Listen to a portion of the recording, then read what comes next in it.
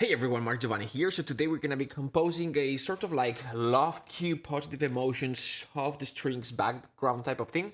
So very simple, basically major chords, diatonic melodies.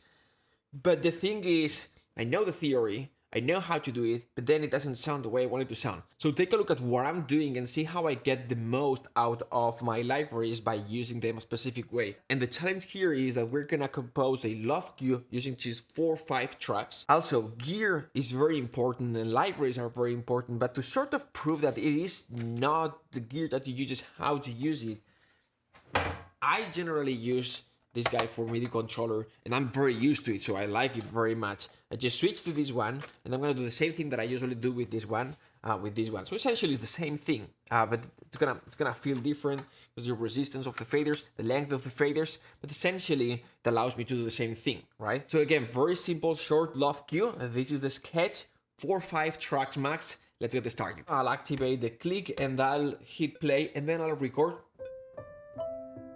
And you will not see the notes being recorded. Sometimes in some videos I do have the notes there so you can see how I'm recording them. What I'll do is I'll hit the record button instead of the play button, and then you can see what I'm recording. But in order for me to work faster, I don't work this way. I basically just record what I want to record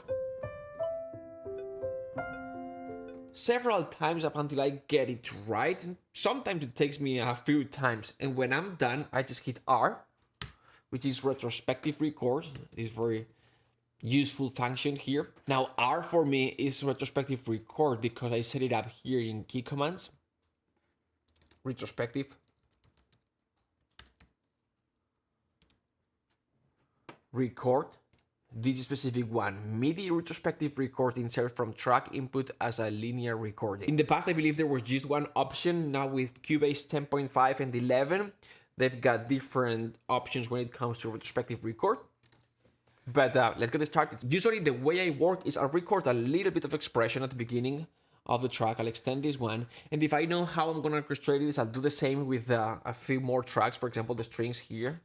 I'll record this one for the maybe lower strings here, celesta, arp. And now I sort of have like a canvas. I have all the tracks, I can select them here, and I can start working. That's what I'm gonna do right now. I'm gonna start with the piano. So this is the sketch.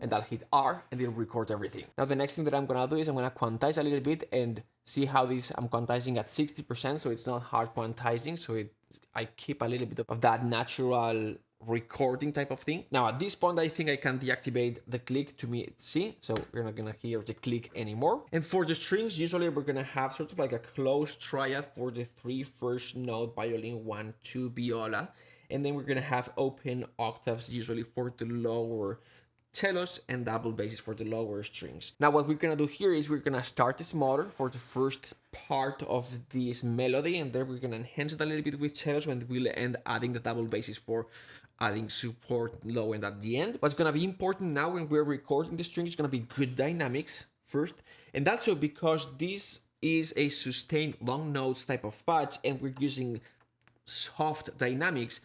It's every note is gonna have a very slow attack.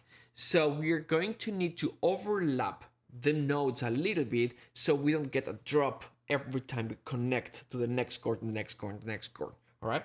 So the way I do this is I'll do one chord. I've got my pedal pressed, right? Then I'll do the next chord, and after half a second, then I'll change the pedal.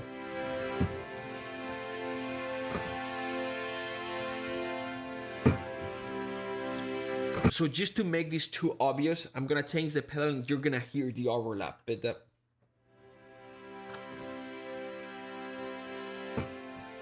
so you could hear the overlap. The idea is to not being able to hear the overlap, but still there's overlap, because if you don't overlap, what's gonna happen is that you get that drop, and we don't want that.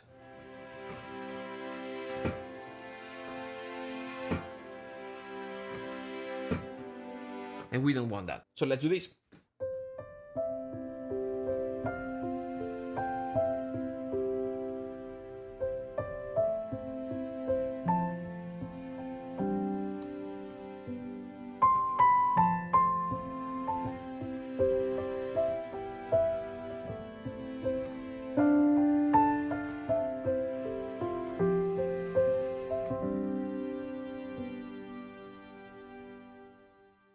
Now we're going to enhance it a little bit with lower strings. We're going to start with just sort of like cellos. And at this point, I'm going to hit record so you can see what I'm doing.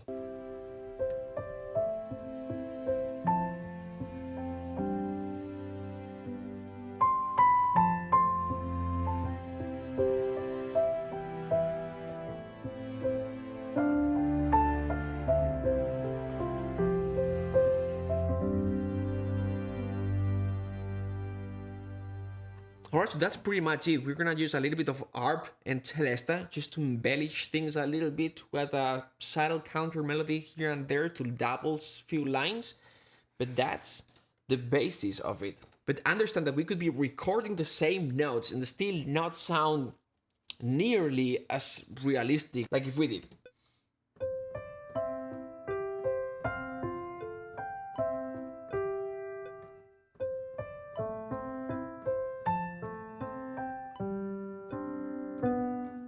And we record this. And then we quantize it at 100%, so perfectly quantized. And if we were to input this with our keyboard, not with the mouse, and then all the velocities are exactly the same, so all the notes are equally loud, it would sound like this.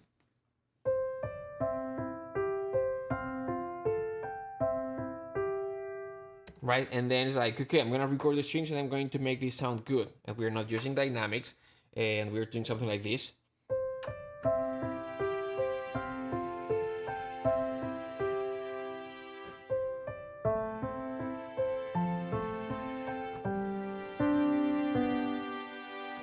And if on top of this again is it's perfectly quantized, sort of thing, like this.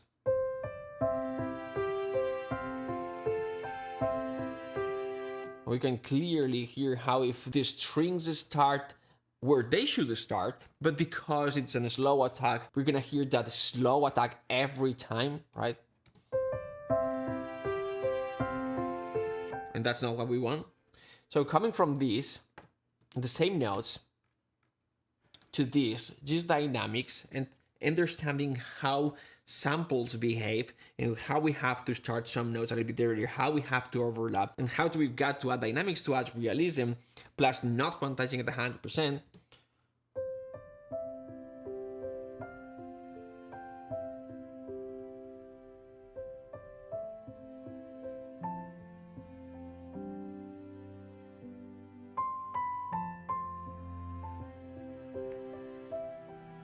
And then a few more things. One, understand how important are soft dynamics. Makes a big difference.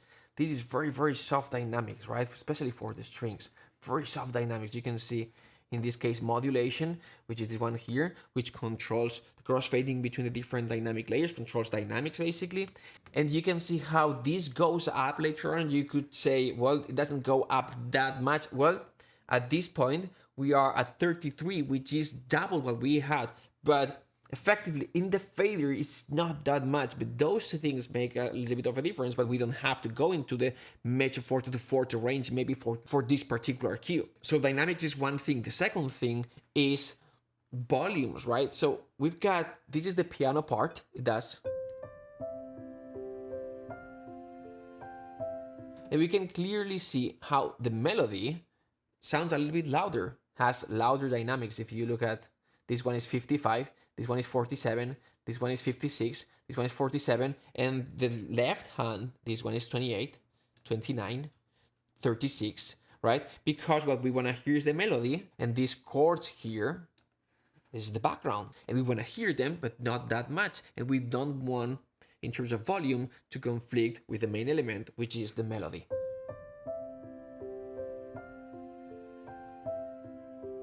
So those little things and details make the big difference. All right, so now let's record the arp and celesta. At this point, it should be fun because all the essential musical elements are already there. So what I like at this point is just play back, improvise a little bit, and not record to take out the pressure. And when I find something that I like, I hit retrospective record, I'll keep that one, and then I'll continue recording. So let's see how this would go. I'm gonna start with the arp.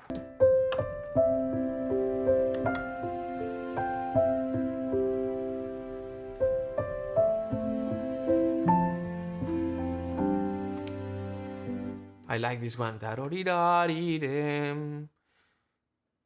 I'm gonna keep this one. And these notes add a little bit to the background and they don't bother me. So I'm gonna keep them that way. So I'm gonna continue.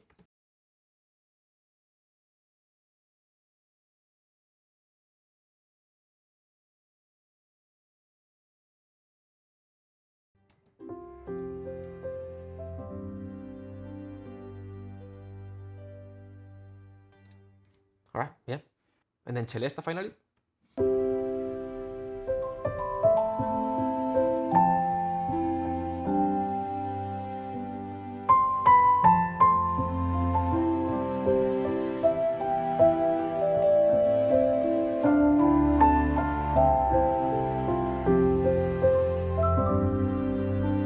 Yeah, this works. Just gonna adjust a few things.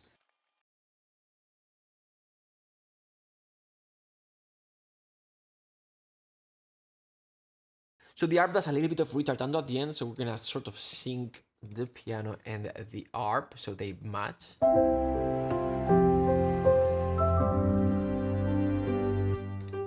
This is the arp. This is the arp, this is the piano.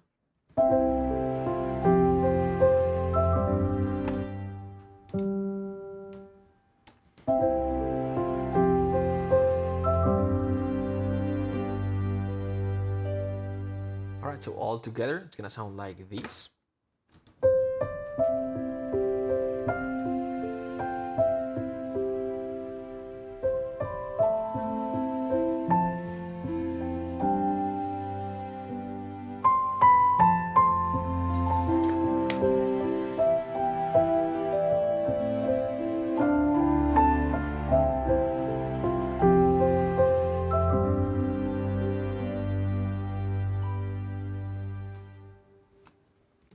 Alright, so it's not perfect, but it's a good starting point. If I have a little bit more time, what I would do is, for the strings, I would start smaller and thinner. I would start with just like a violins 1 or a violins 2 section, then maybe going to something bigger. We use just an ensemble strings patch, which doesn't give us as much control, but gives us the 80% of what we need, the result that we need.